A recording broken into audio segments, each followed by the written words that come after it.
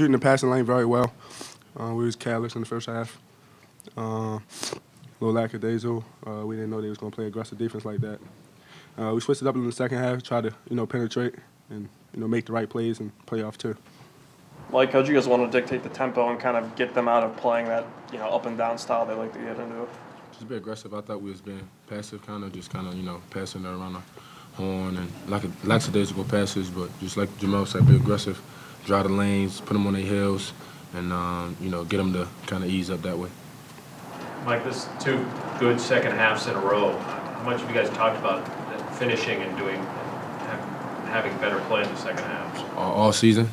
This is a great job for us to put 2 halves together, and we've been working at it. And for this to be, I think, the first game we actually put 2 really good halves together and be able to finish out the game how we would like to is pretty good. When you guys said that you work at finishing games, what are some things that you can do to try to accomplish that? Is it mostly psychological, like mental, or is it something else that those guys work on? We've just been working on it in practice, and really just the biggest thing is focus. A lot of times we'll get a big lead going in the halftime, and we'll kind of let our foot off the gas. But we're working every day to, the last 4 minutes of the first half and the first 4 minutes of the second half, we're really working to stay focused and dig down on defense to, put teams away earlier. Ryan, with Michael and Jamel sitting on the bench late in the first half, you guys were down 31-28, and you were kind of like the most experienced player on the court at that time. You took things over. You made a 3 to tie the game, and you had the driving dunk to give you guys the lead. Did you kind of assume some sort of responsibility, knowing your team was down, knowing the 2 leading scorers weren't on the court, that you had to help take over and give the lead back? A little bit. We had some little foul trouble. So when they weren't on the court, I know, there's going to be more opportunities. So I tried to just be aggressive, and I knocked a couple shots down that kind of got us the lead, and we were able to build from that. From there, you guys ended up going up by like 13 at the half, and then you started the second half with a couple more layups, and at that point you had made 15 shots in a row. So did you feel anything in these past 3 games that the ball just was going in every time? Like, how were you able to be so successful? I credit to our offense. Everyone's such good passers, and they find everyone when they're open. So most of the shots I had were open. Anyone could have knocked them down. So it's not so much me, but, just being in the right spot and the offense and the great passes we have.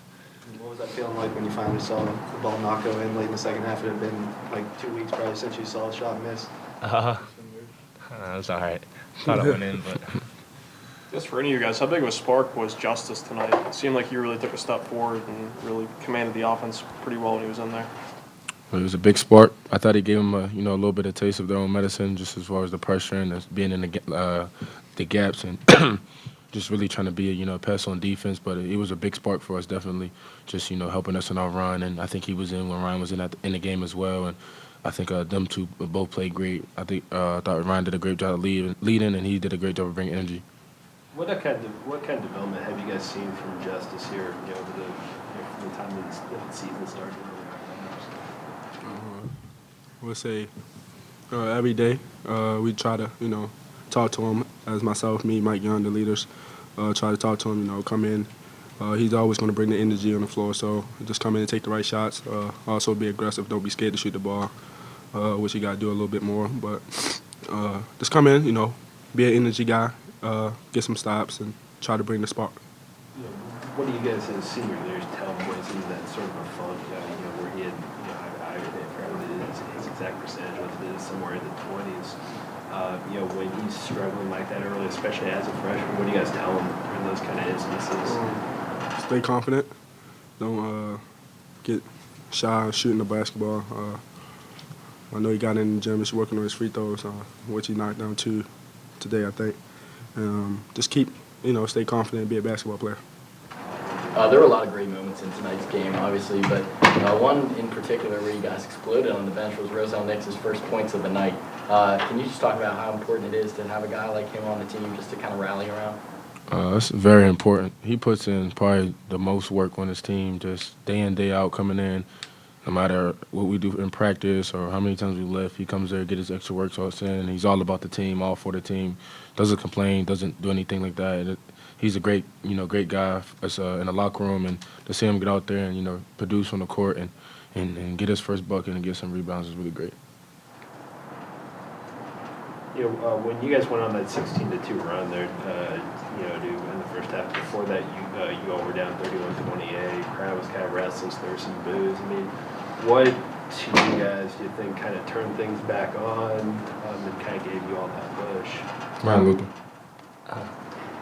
No, I mean, when we made the run, no one really panicked. We knew we were careless with the ball and gave them some easy opportunities, and we were putting them to the foul line a lot. We had too many fouls, but we just kind of settled down, trust our offense, and I think people did a good job of not panicking and, you know, going crazy just because we were down a bucket or two. So we just settled down and we made some shots. You guys obviously have just one more non-conference game coming up against Marshall before the ACC play starts. I mean, you've been trying not to look ahead, but now that you can kind of sense it's getting closer, have you guys started thinking about Notre Dame and the ACC play at all? Not really. Just worried about Marshall. Worried about using that game as another opportunity to get better, put two halves together, get better defensively, and, you know, worry about what we can control and how we play and what schemes we want to run, and just getting better as a team and building chemistry as well. But whenever we get done with the Marshall game, that's when we'll focus on Notre Dame. Ryan, Coach Stallings says that you're not a big enough fan of yourself and that maybe you don't give yourself enough credit for the contributions to the team. Would you agree with that? I mean, I don't know. No, I have confidence in myself. My teammates do, and they have constant confidence in themselves. So, I mean, I might not show it all the time, but I do. I mean, he was right partly.